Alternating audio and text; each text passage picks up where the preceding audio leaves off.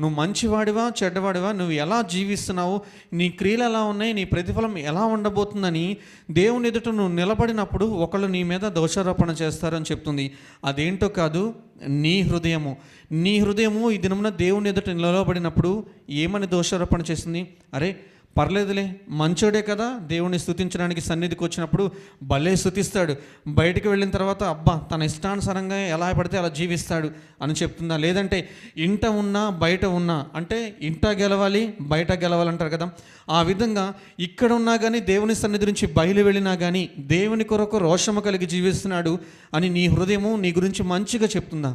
ఈ దినమున దేవుని సన్నిధికి వచ్చి దేవుని యొద్ద నీ తప్పులను కప్పిపుచ్చుకుంటూ దేవుణ్ణి ఆరాధించేవాళ్ళు లేకపోలేదు. కానీ దేవుని లేఖనాలు సెలవిస్తున్నాయి, అతిక్రమములను దాచిపెట్టేవాడు వర్ధిల్లడు, కానీ తన అతిక్రమములను ఒప్పుకొని విడిచిపెట్టి దేవుణ్ణి ఆరాధించేవాడు వర్ధిల్లు.